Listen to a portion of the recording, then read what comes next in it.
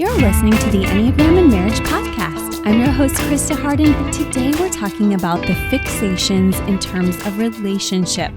I know that as we go type by type through the fixations of each of the personality types today, we are all going to be moved to action, and that is so important. So I'm super excited about this season as we are getting organized, and I am so thankful that we're going to get a chance to dig in and do some deep work together today. So stay tuned for this. It's our main event, and we're going to hit the deep angles for us relationally so that we don't just learn about what we could with this from any website, but we take it and apply it to how is this affecting our relationship, especially our marriages, and of course ourselves too, because as much as I want you healthy in your marriage or relationships, I also want you just healthy for you because we care about each other. And that's part of being community is saying, hey, I hope you feel better. I hope you can continue to do your work and to grow. And that is truly my hope for you. And I'm doing the same too. So we'll talk about that in just a few, but I want to get reviewing a couple of other things and prepared also for next week's big episode. I prefaced it just a little bit last time, but we're going to be talking about the tri-type. So make sure you revisit the concept in a basic way so you can dive a little deeper with me next week as we really hit it bigger. But this week being Labor Day, when we're recording it around Labor Day, happy Labor Day. I want to save that episode for after Labor Day. And today I want to be a teaching episode. It's deep, but it's also something you can listen to even today while you're talking to your family, and you'll probably be able to track with me. Whereas that one, I want you back in school, total focus, and hopefully redirected to really do some even deeper inner work. But today is just as important because our fixations are always with us. So just track with me today and do a re-listen of today's episode if you are listening in a light way. And happy Labor Day. I hope you're so enjoying your family today. What a precious gift it is for us to have a day off. Most of us, I'm thankful for my Croatian immigrant family who came to the northern peninsula of Michigan to do their work and to be at the bottom of the barrel so that we could be as healthy and happy as we are today. And I know that was many of your story as well. There's a sacrifice behind Labor Day. I know my great-grandfather Simon was an organizer of one of the unions, and that cost a lot for him and for the people in your life too. Even if it wasn't that particular gift, let's make sure we take a minute to look back and to be thankful for those who have come before and laid the foundation for us. Sometimes I actually stop and I think, oh, I wonder, and I think they would be really happy and proud to see how far we've come. And a lot of those relatives held me at 99 years old or babysat me in those days, hence my 7-ness of feeling like I might not have gotten the best care all the time. But at any rate, I'm really grateful for them, and they did give me everything they could. And your people did too. And sometimes that looks different for everybody, but we're all here today, so we're thankful for that. I also want to make mention of the Enneagram Glow a little bit. Some of you are newer to the podcast than others, and I talk a lot about the Enneagram Glow, and I've got a lot of Glow pairings scheduled for this season. And I want to make sure you guys know when I'm talking about the Enneagram Glow, I'm talking about the way each of your types influence one another in relationship. So just like with a chemical compound, we have elements that create that compound and give it a different property. So if you're a 7 and a 5 together or a 2 and a 4, do you create not just your light, but a different light? And this year, my family, we're studying physics, and thank goodness my husband is helping my kids, but we were studying light this week, and I was showing them videos and giving them tests. And then of course we met during when we were taking physics together. And that was one of the reasons I liked him, was he was so different from me and so gifted in this area. And so as we were getting ready for work today and for life and teaching, my husband said to me, the glow is really just like those chemical compounds. He said, just like when you enjoy the fireworks at 4th of July, each of those has their own unique spectral line, and that is going to shift in color when that spectral line is blended with another element. And it was just a great reminder for me that when we see those fireworks, and some of us even do fireworks over Labor Day, but when you're thinking about the way that you share your gifts in the world and the way your spouse shares their gifts in the world, it's not always easy.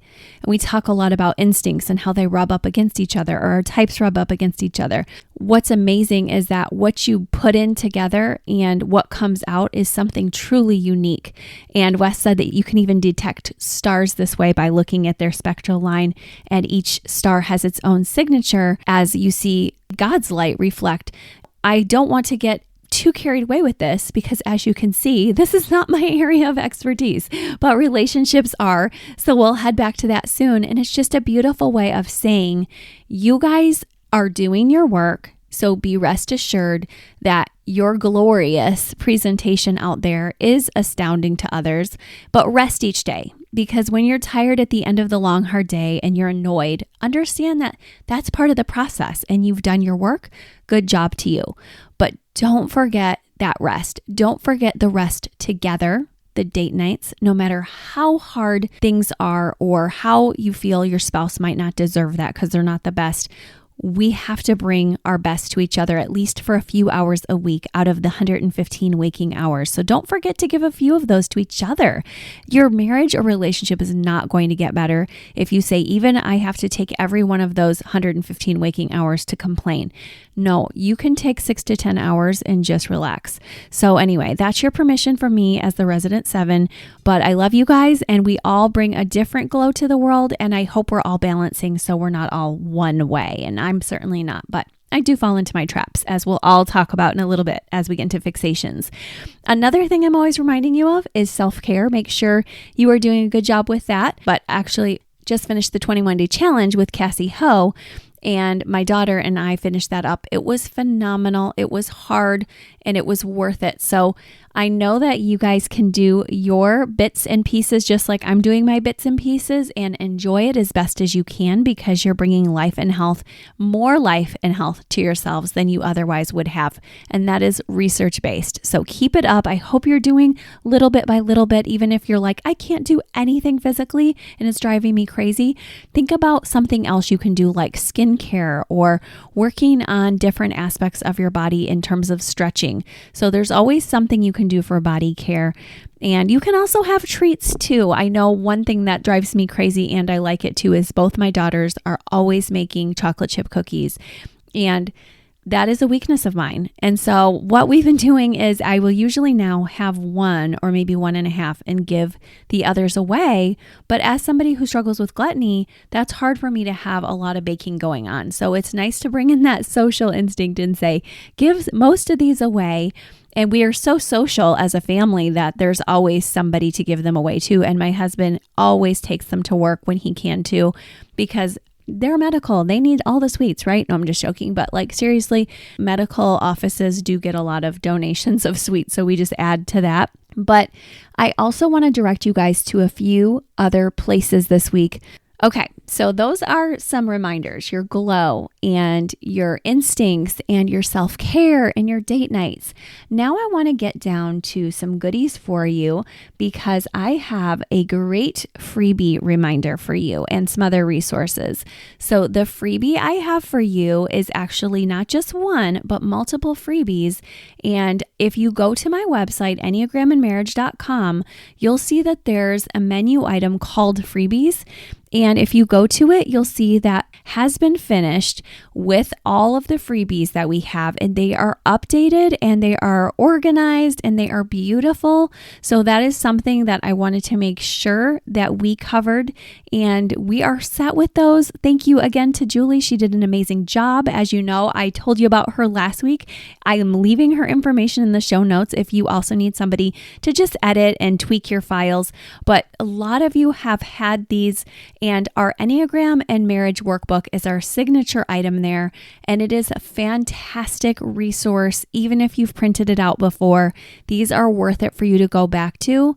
But do me a favor and do them one by one so that you don't get caught up in, I'm having FOMO and I have to print all of them out and do them all at the same time. You can print them all out. You can even read them all out if you like reading like I do. But do one of them at a time. take the workbook and say, I'm committing a certain time frame to it. Take, as we talk about the big 3 areas of communication, and set a time frame for it. And if you're already working with a counselor or coach, bring it to them and say, hey, there's something I want to work on with you. So don't feel bad that you can't do it all at once. You just can't. Multitasking is a myth. We have to give our attention to one thing at a time.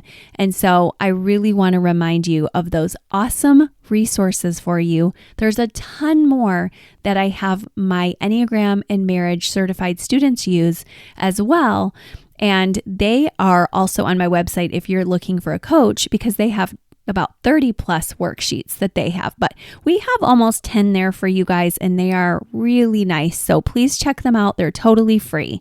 Another thing I want to remind you of is if you want a deeper spiritual lens of looking through the Enneagram and you want to learn more about it from that angle, don't forget the All Things Enneagram InterVarsity Press Conference coming up in October. Super thankful that I get to explain each type there, and that moreover, we get to hear from each of the authors of the Enneagram 40-Day Reflection Series. I've been loving digging in to the 5 and 6 books and sharing them amongst my family and friends.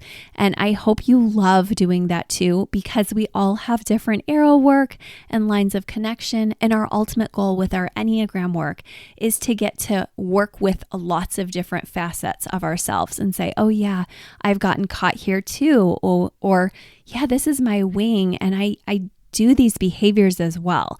So it's really nice to be able to read them, to relate with them. And some of them have just taken my breath away in terms of how accurate they are.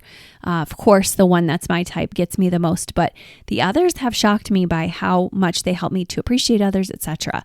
And then lastly, as far as announcements before we head into our work, I want to make sure that you also remember that as I partner with Truity on various projects, I've been writing blogs for them. And when I did my research, some of you said you did want blogs. I was surprised not many said premium podcasts.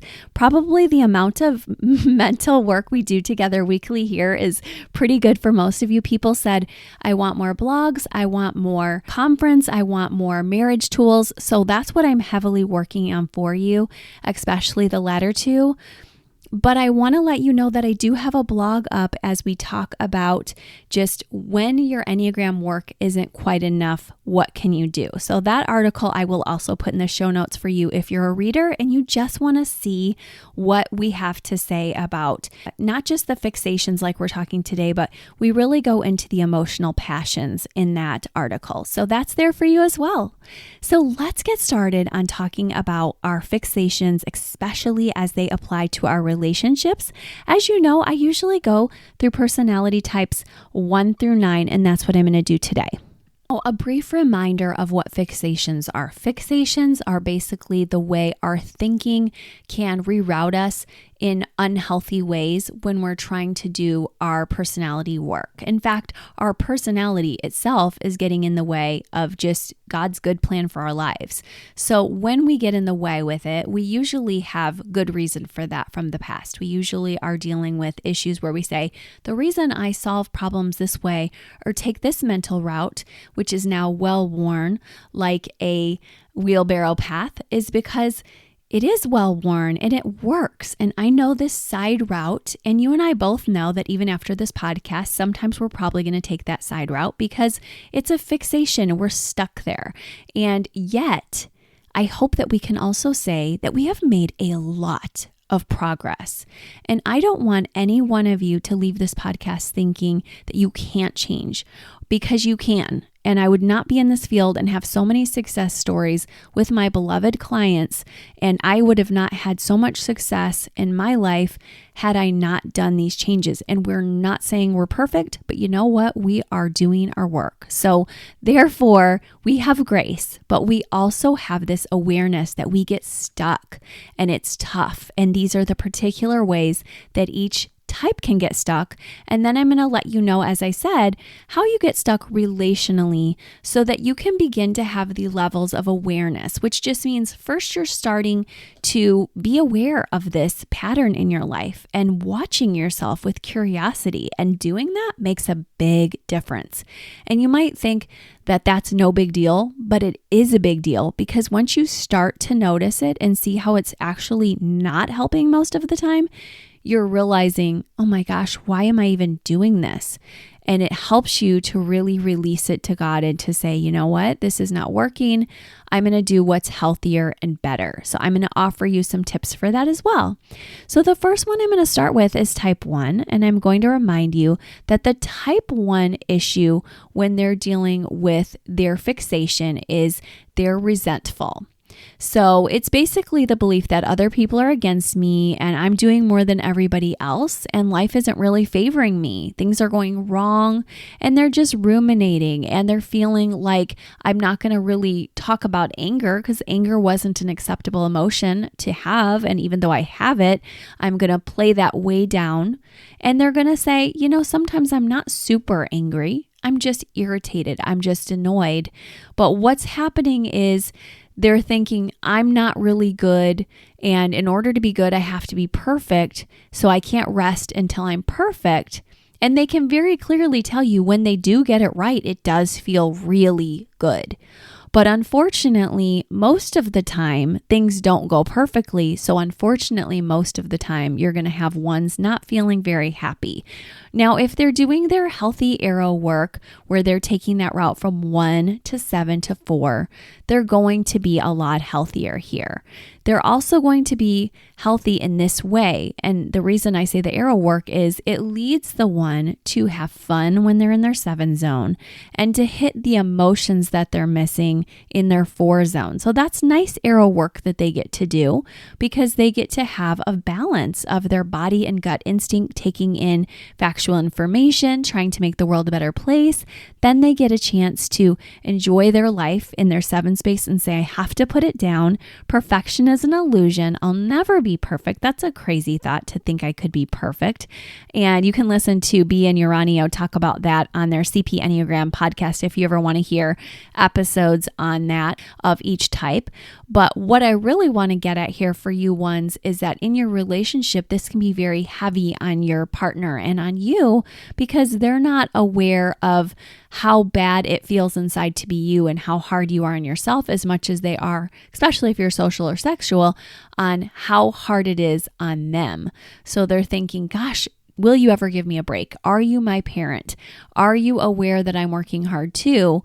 And you have to realize your fixation is just that. So notice it, pay attention to it, and then try to do your arrow work so that you can find yourself in a healthier place. And this is going to come not just for ones, but for all of us by taking some time out also and writing it out because our thoughts are in our head and we have to get them out of our head and onto paper or at least out loud in our car and really say, I see myself falling into this trap. I love myself anyway, but I'm also going to be making some better choices for me and my people. And you're probably quite familiar with John Gottman by now after you've been listening to this podcast for a while. And you know, even if you're a new listener, you might have heard that he was the #1 marriage researcher out there, that after all of his longitudinal studies, he talks about how the marriage masters are able to give positives to negatives at a ratio of 5-1. So we want to include a lot more grace if you want to have the research-based, healthiest relationship. And remember that even as bad as you think you are or your spouse is, there is grace for you. So type 2s, I want to let you guys know that where you can really struggle and get fixated is on flattery. It's manipulative to say, I have to help people and they have to be able to accept the help I give in exactly the way I give it and give it back to me in the same way. And that is really when we say flattery, we're actually saying, yes, they're trying to get help, but a lot of the time, this is a bit complex. 2s don't want help per se in terms of, a lot of you might even say, I've tried to help a 2 and my 2 spouse doesn't let me help them or my 2 friend won't let me help them. Yes, because it's hard taking it in, even though they want help, but that's why they don't do it directly. That's why a 2 gets stuck in flattering others for this purpose, is because they don't feel comfortable asking you. So the 2 needs to remember that when they're not comfortable asking their friends or their spouse for help, it's more obvious than you realize too that you're giving in order to get. So just be aware of the pattern. Understand that its root is probably that you did not feel worthy of love, and that one of the main things we need you to remember is that you are worthy of love no matter what you do, and that you are able to ask directly for your needs to be met with safe people who are able to give. Because some people are going to say, oh, I don't have anything to give. And that's okay, because God is the ultimate giver. And when 2 can step out of the pride of that's their passion and their fixation of flattering others to get their needs met in a nonverbal way, then they can relax and just say, you know what? God's plan is the best, and I'll help out of love. And that'll be my beautiful arrow work, is going and getting creative in my 4 space and loving and believing that I have an artful gift or a mind that I can use, because 4s do spend time thinking and retreating, and that's okay.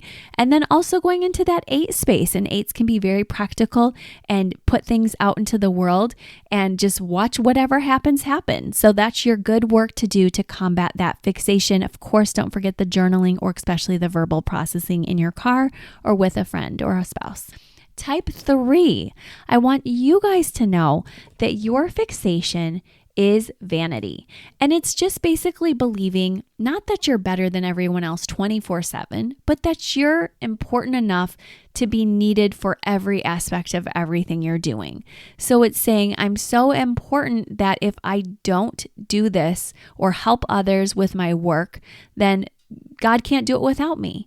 And that's really important that you realize it's a fairly unconscious belief. It's not something that you're really trying to say, I'm doing this intentionally. It's just these fantasies of your capacity to make things happen. It's you being able to say, I'm watching myself do this. And I'm also sort of noticing how I go into that chameleon space and moving around and shape-shifting, just like all the feelings types can do to a degree, and really trying to make sure every need is met. And just like Taylor Swift, that mirror ball is shining in all those different directions. And it's so important for you to say, you know, me resting is okay. And it doesn't have to look like just sheer anxiety or depression and falling apart. It can look like me finding a hobby that I'm good at and really just sitting in that and enjoying. So your arrow work is your 9 and your 6 spaces. So it's saying, rest is good and healthy. And you don't have to go crazy in your rest. A lot of 3s, when they stop, they just stay in their rest space. Take a couple of hours. First, just try sitting if you can't even take a couple minutes, and take some deep breaths. Get an app. Or if you're already getting a little bit better at this, then you can go ahead and start taking longer jaunts, walks. You can start really meditating and resting. And then when it's starting to become overly slothful, go back to your 6 space. And here's where, instead of just being loyal to all these people and things and saying the world needs me to shine at all times, you're not on that side of 6. You're on the side that says, I'm troubleshooting and noticing that if I keep going at this pace, I won't make it. I have to slow down. And leaving it to God is a huge piece right there. Okay, the next personality type is 4, and the 4 gets caught in the mental fixation of melancholy. And it's really hard because you're assuming I suffer because other people have what I don't have. And there's a longing that comes with that because you're not getting what you need, and your spouse is feeling like, hey, what's going on? I thought that you knew your worth, and you maybe even had ranked yourself highly earlier in the relationship, or seemed to, and they're not understanding why you feel so low about yourself. And it's hard. We can't do each other's work. So just like the 3 spouse can't totally force them to stop, it has to be a 3 thing in order for their family to get anything. The 4's family also won't get everything or anything if the 4 is stuck in the doldrums and just moping. And I'm thinking of a character from the Chronicles of Narnia who was a very 4-ish or maybe even 6-ish character, Puddleglum. I noticed that if you're familiar with this character too, Puddleglum is almost always got something important to say and has a lot of value and worth, and people don't always know that about him at first glance. But he does often realize things are not going to go perfectly and they might go wrong, and that he doesn't feel very good about himself, but he still has value. And man, I'm saying that to 4s, 5s, and 6s. Like, even if you're having that feeling of things always go wrong, or my work isn't valuable, or I'm not valuable, just remember that the things in the underbelly of this world are doing just as much as the things above. When you think about the iceberg and all that's going on below, when you think about a tree, and I think of that Tolkien quote where he talks about how deep roots are not hurt by the frost. Totally botched that, but you get my point. You realize that the underwork is still important. What's going on and brewing beneath the surface, you are still important. You still have capacity for bringing that power up and out into the world. And that's exactly as a 4, what your growth path is going to look like is you are going to be working from a place of going into action in your 1 space. It's a body movement. So 4s do very well to get into their bodies, just like the body type here, and they get organized. And once they're organized, then they can help the world from a place of 2ness and equality at 2ness, because 2s and 4s can struggle with that ranking, and it's just a different place. It's like we're all beloved. We all have gifts, whether seen or unseen, and we all need to get organized and do our body work. So that's your work as a type 4, and I hope that you really enjoy that, because it's a beautiful process to watch you emerge again from your cocoon. And your spouse appreciates it too, because they will not be able to reach you. You have to do your work. And ultimately, that's just the same for all of us.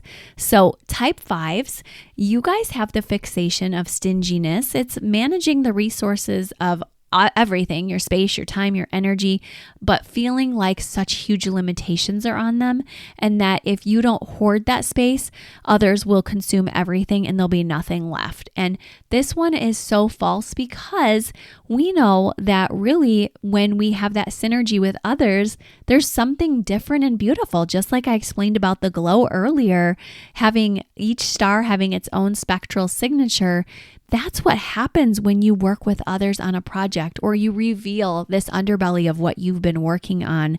And it's a masterpiece sometimes. And sometimes it'll drive you crazy if you stay down there for too long. So as a 5, you really have to do your work, share it in your 8 space, whatever the world thinks, there's value in it. And remember that failure is part of the process. So even if it isn't perfect yet, it never will be. Life is a process.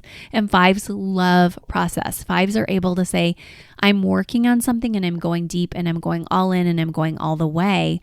But sometimes they forget to share it before they move on to the next thing. So share it in your 8 space, and then head back to your 7 place and release and have fun and laugh. And remember, you don't have to share all your friendships. You still like your privacy, but do understand that you probably also don't need to overanalyze everything about your social life either, so that you can just enjoy time with your spouse.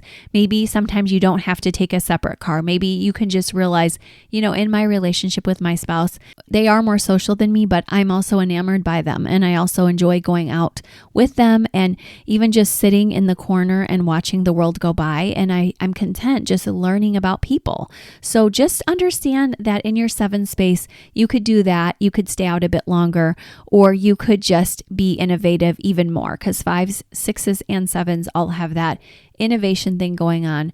But where you've got to grow is you have to be able to say, oh, I'm in my body work at my 8, and I'm taking time with my life and not just fixating on the stinginess, even with feelings. I will be able to get through hard feelings. So that is going to bless your spouse so much, because they're like, are you robotic when you're at your worst? And you're like, well, maybe at my worst, but definitely not at my best. Every single person was given the capacity, even if it takes us a while. Okay, so the type 6 deals with cowardice. And we know that when they're in fear and they don't get into action, they get into cowardice. So it's really hard because there's that belief that things won't go well.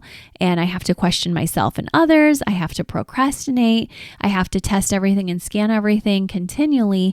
And that's an exhausting process. And so then they get stuck right there. And now there's self-fulfilling prophecies. And they're saying, yes, see, things turned out badly. But sometimes they turned out badly because their trauma cycle was going on so rapidly that they missed important things and they actually hurt themselves.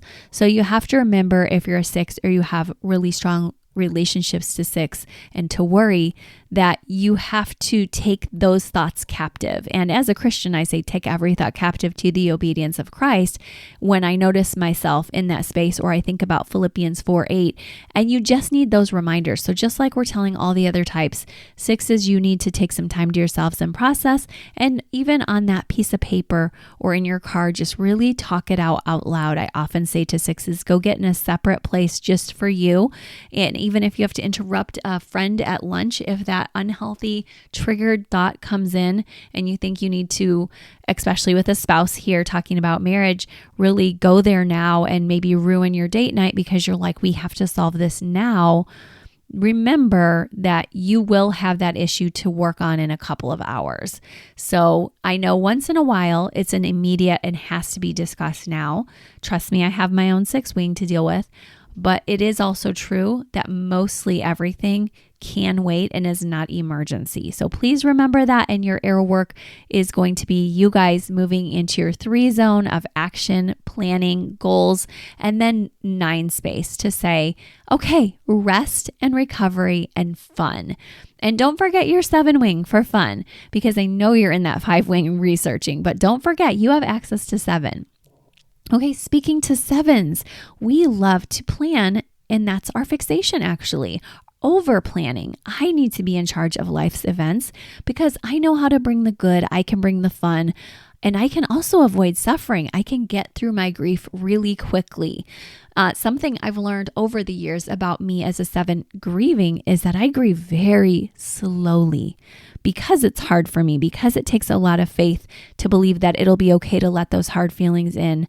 But I have learned that grief is more of an experience throughout life that we have to embrace, and that it will come up at different seasons, and it's not really going to end. You're going to have more losses as you get older. If you've ever talked to a senior citizen who's really getting up there in age, they actually say more of my friends are gone now that are alive. And here in Florida, a lot of my husband's patients are 90 plus. He has all ages, but he has a significant amount of 90 plus patients, even some 100 plus. And they're lonely now. And we couldn't say to them, grief is over. You haven't really lost anything. It's like grief is part of the landscape of their lives. Recently, I'm rereading Gerald Sitzer's book, A Grace Disguised, where he had tons of loss and he couldn't prevent it. I don't think he was a 7, but he had his mother, his wife, and his daughter die all in the same accident. And he had to realize that as torturous as this grief was, that there was a landscape he could eventually build around it. But it wasn't just that the grief dissipated, of course, and that's not going to be for us as we get older either. It does collect, and you have to be able to allow it into your life 7. So that is for you and your spouse. Even if you're like me and you have a spouse who also moves pretty quickly like Wes does, you have to do your own work. I learned that me and Wes were rubbing up against each other, and neither of us wanting to do that work because he goes to 7 in health. So it was something I had to learn that was breaking me down if I just said, oh, I'm good, I don't need to process these hard emotions. So sometimes, as we're talking marriage as well, you have to tell your spouse, oh my gosh, my growth path. For a 7, the growth path is going to be first you head into your 5 zone, take some time just for you, and you really slip down into feelings and say, what might I be feeling? What's underneath? And you're probably going to get a word like sadness, and then you're going to have to say, this is hard, and you're going to have to slow down and sit with that. And then as you do, you're going to have to increasingly do that more and more because, of course, the first time you might dip down for all of 5 seconds. And then the next time it might be a whole minute. But understand that you can come back from that. I have talked about how it is hard to stay there for a long time, but it's very important. And it's work that we have to do for others as well. We're much better at it for others than ourselves, I have to admit.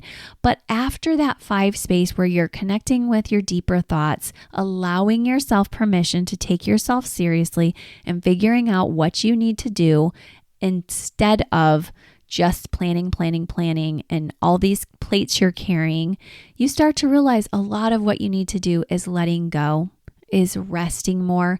And lastly, your arrow work takes you to 1 into organizing space.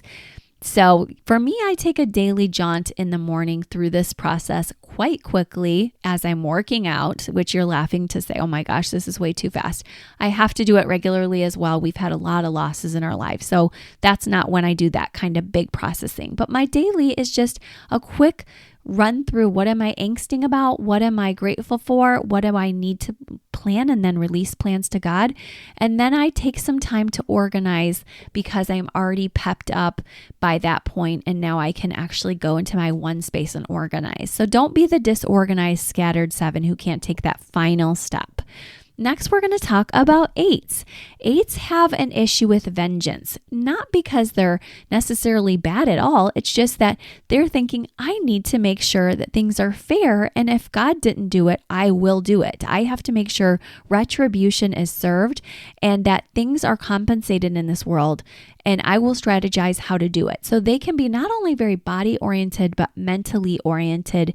And it's really cool because they do a lot of great things in the world, but where they get caught, where it's an unhealthy fixation is I see what's right and wrong better than even God. And I do remember the scripture as I'm talking to all of us right now, and I have an 8 wing as well. I can do this too, is, God says that vengeance is his.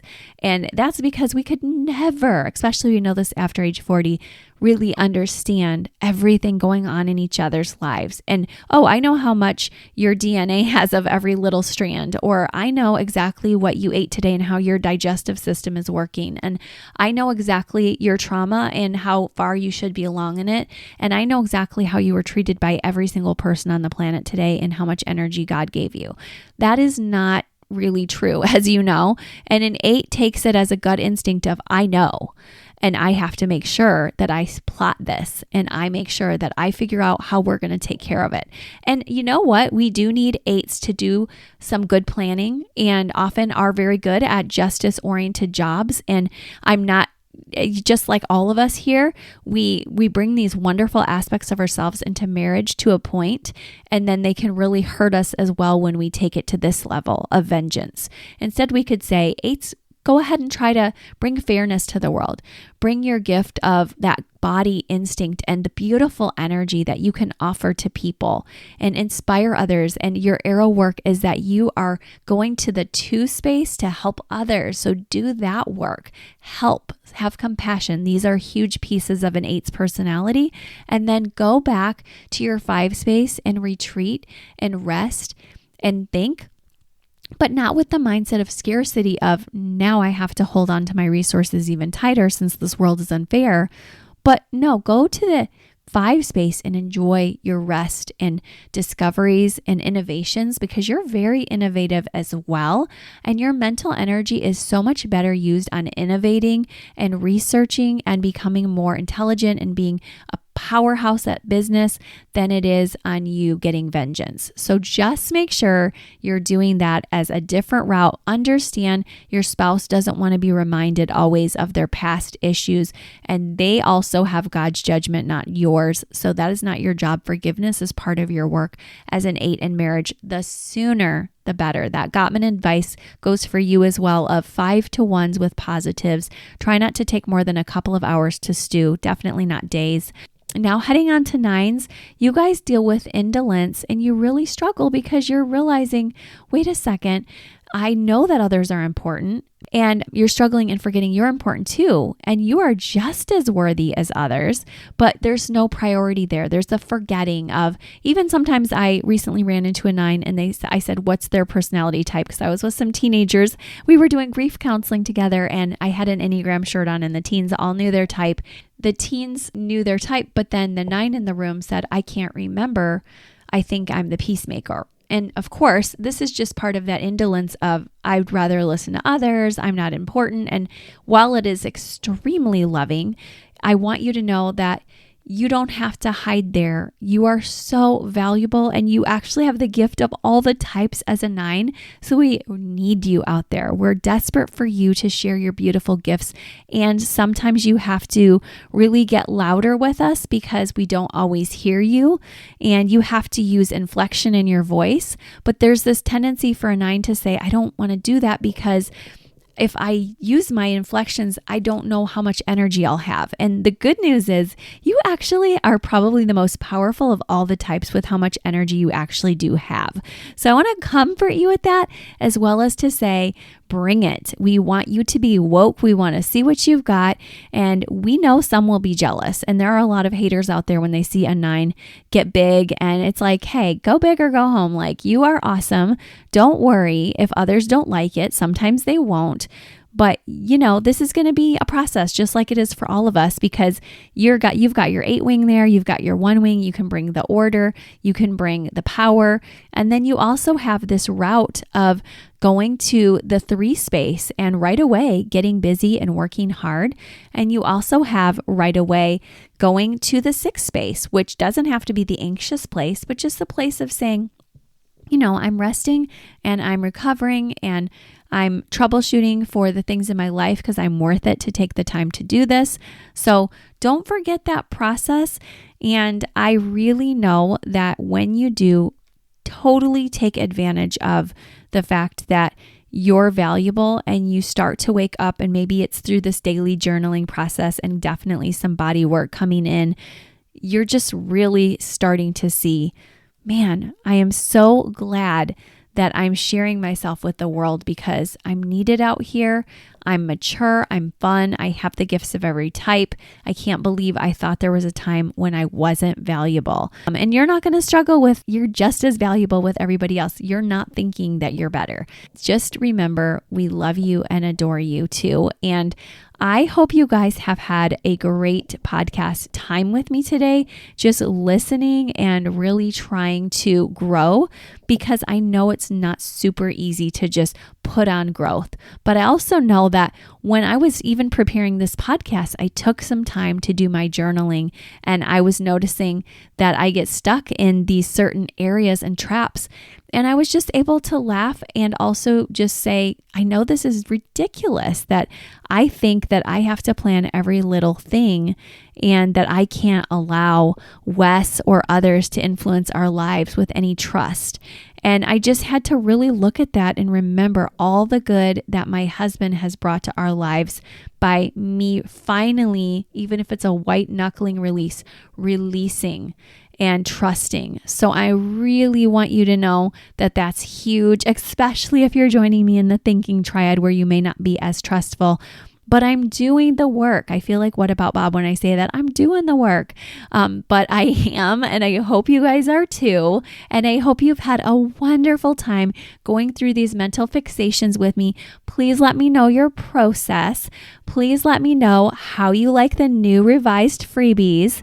Hope you join me at the IVP conference, and I will see you guys soon. Have a great day. Bye-bye.